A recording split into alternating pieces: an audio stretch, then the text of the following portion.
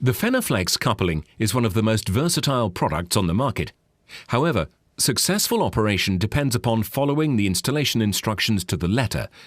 Failure to adhere to these instructions can have catastrophic consequences.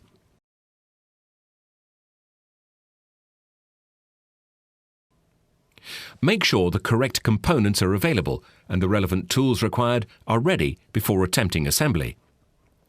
Check the taper lock bush bores or bored and keyed flanges match the diameter of the corresponding prime mover and driven machine shafts.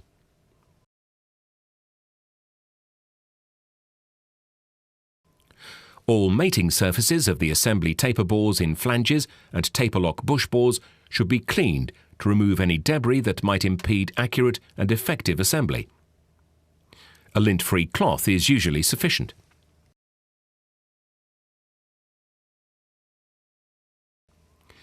Before placing the flanges onto the relevant shafts, loosely place the bush into the taper lock bore, taking care to align the half holes correctly. Specific details of the procedure can be viewed on the Fenner taper lock bush installation video. Remove the clamping rings from the flanges when installing couplings size F70 and above, taking care to ensure the clamping ring screws do not get lost. When installing coupling sizes 40, 50 and 60, unscrew the internal clamping flange screws until there is only 2 or 3 pitches of thread engaged. Place the loose clamping rings onto the prime mover and driven machine shafts before locating the coupling flanges.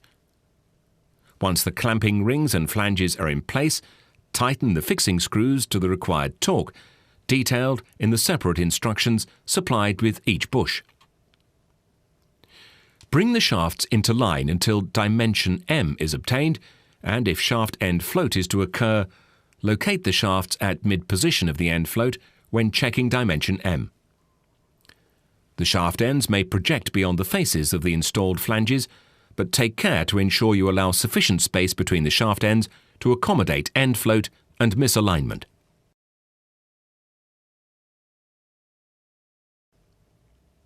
Lay a straight edge across the flanges at several positions around the circumference to check parallel alignment.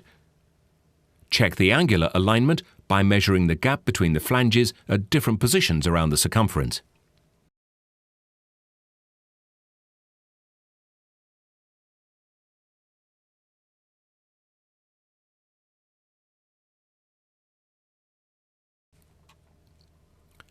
Open out the tyre and place over the coupling flanges, taking great care to ensure the tyre beads seat properly on the flanges.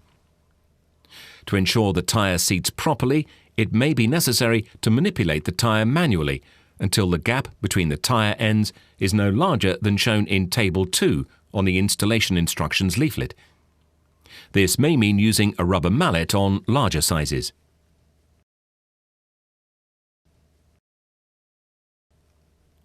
Replace the clamping rings onto the flanges and over the tyre bead, then finger tighten the clamping ring screws to secure the tyre. Using a hexagon key or spanner and torque wrench, tighten the clamping ring screws alternatively and evenly, half a turn at a time, until the correct screw torque detailed in Table 1 of the installation instructions is achieved. Take care and note that once assembled, there should not be any metal-to-metal contact between the coupling flange and clamping ring. If possible, once installed, it is desirable to run the coupling under load for a short period and then recheck the clamping screw torque and restore to the correct value if required. Thank you for taking the time to view this Fenner installation video.